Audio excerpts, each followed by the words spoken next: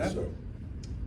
Is it hard to keep up your optimism about the potential for change when it seems like all our civil liberties are under attack? Yes. But I've been here before. No. You know what? This right here. The path? This is hard. Yeah. You know? Like David, before he got to Goliath, he took care of the lion and the bear. Right? Wow. Small steps. Give you some faith, courage to move forward. Right? And then knowing that, hey, we're going to do this together. Right? So if you reach out to me, as a senior organizer, I'm going to find out what you want to talk about, where your values are, how you want to approach them. I can give you their tendencies, because I've studied all that, all those people in the building. Right? And then I present that to you. And then you can make your choice, because guess what? You set the pace of your advocacy, not me. I'm the man, just like the counselors.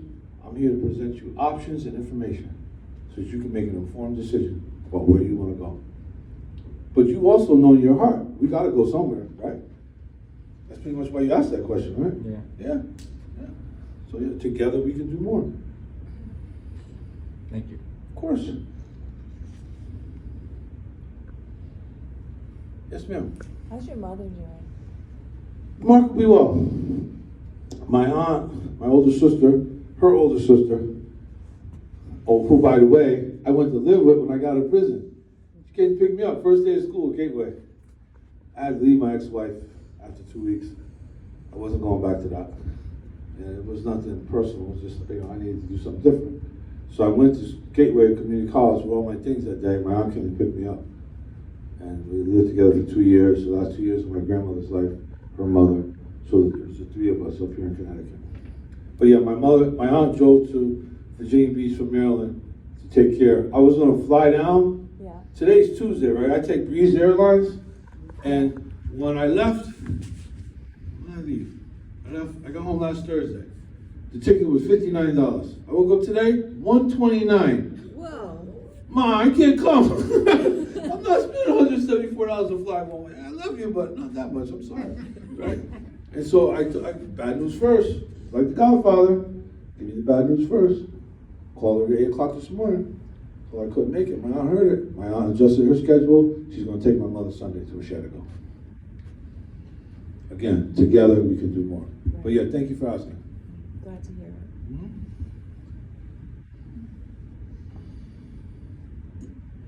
Well, just as you said, there's such a fire hose of stuff coming at us. I feel I could sit back in my chair and not be able to make a decision because there's so much stuff. So what do you suggest? That we all meet and decide collectively what our priorities should be?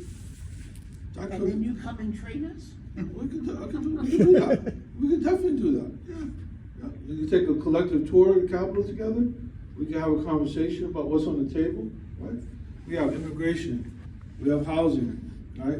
So to the immigration, I got trained as a captain in case ICE shows up at the church property. I'm one of the people that goes to look at the judicial warrant. There's 4 of us, right? And so, like, I don't turn anything down. Like I said, I did the ESU students for 5 years. I also did Ledyard High School for 5 years. We go to speak to students every day there. Relationships at Quinnipiac, other organizations, faith community, right here. But yeah, we can definitely have further conversations. I'd love to come back. You kidding me? I took a picture of the bathroom. I'm like, wow, this is so clean. So clean. Yes. I know there's a tremendous amount of resources now on the Know Your Rights campaign, right? All the different know Your Rights type stuff. Yeah. Can you share a little info about that? Sure.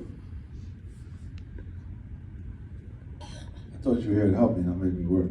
No, I'm gonna make it work. I'm teasing.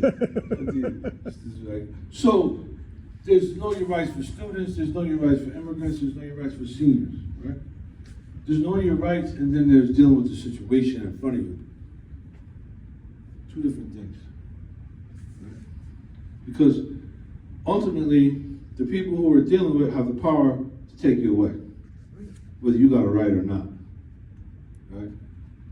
And for me, in my experience, the most important right I have is the right to remain silent. So you have to use that judiciously, Jason, right? The situation dictates how much of that you want to throw at them, right? Because you can know your rights and get arrested. Let's just be real. That's right. Right? You don't have to be an immigrant. Catch somebody on a bad day, because guess what? Police are human too. Right? And so, I'm not saying anything negative, but you know, the reality is, that's not an easy answer. And a gentleman asked me that on a call. And I said, well, I don't really know how to answer that. I said, but you know what moving the line looks like, right? I said, because the know your rights thing is kind of like that. They always move the line. Yeah. They always move the line. What's good today may not be good tomorrow. So, you know, you cross, what is that, Prospect over there? You go from West Hartford to Hartford. The rights change. Come on, you know? As a black man, I had an aunt, my father's sister, she lived in Wallingford, Connecticut. I got pulled over every Christmas for 3 years. I stopped driving there. Yeah. They're not gonna change.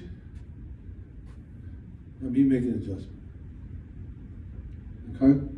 I'm on the Post Council. Senator Duff, Senate Majority Leader, appointed me as a justice impacted person to the Post Council, which oversees the certification and decertification of all law enforcement in the state. When I got that position, a Lieutenant Foley from the Hartford Police Department called and thanked me and wanted to take me out to lunch. How did he know? Or the former Chief State's Attorney, Colangelo, who had to retire because, you know, his privilege got a little ahead of him. He want to send out emails and things. He congratulated me on my pardon before I got it. How did he know? You know what I did? I sold my car. Unfortunately, for people of color, that's the easiest way to go to jail is motor vehicle. Right? And the trauma I have, even I testified about this at the Capitol. Right? Driving non-safety related traffic stops, right? They pull you over, they say your windows are tinted, but they really want to search your car. They're profiling. I'm in Vernon, in my friend's house, the little girl I just talked about, right? And it's a seatbelt check. So I see the spotter, I got the seatbelt on, I pull over, the cop comes over, I'm looking for the stuff, I got the ACLU, this, that. I said, man, I'm really nervous. I said, you guys unnerve me. I said, I handed him my stuff. I said, before he left, I said, am I going to be okay here? He said, yeah, we're going to get you a ticket and have you on your way. But see, I had to ask him that question because for the 5 minutes that it takes him to walk to his car, I believe I'm going back to jail. Even with a registered vehicle, an insured vehicle, and a driver's license because of my trauma. Right? But I learned to ask that question. So I have to go through that in those 5 minutes. That anxiety, that, oh God, it's horrible, your stomach's flipping, you see the lights. You know? My friend, who works with me, Gus Marks Hamilton. He's white. He sent me a picture. State trooper pulled over for speeding. You know what the picture was? From the rear view mirror of his car with the flashing lights behind him. That was the picture he sent me. He's impacted too. Right? So all I'm saying is that, you know, things hit us all differently in life. Right? How are we prepared to accept that burden, accept that responsibility, and continue to move forward? Like you said, keep the fire burning. Right? Was it Lord Tennyson, I think? I have to participate, at least I wither in the spirit, something like that, right? I don't get to sit on the sidelines. I don't get to sit this one out. Like I told the legislator and my friend, it's your turn. We all get a turn here.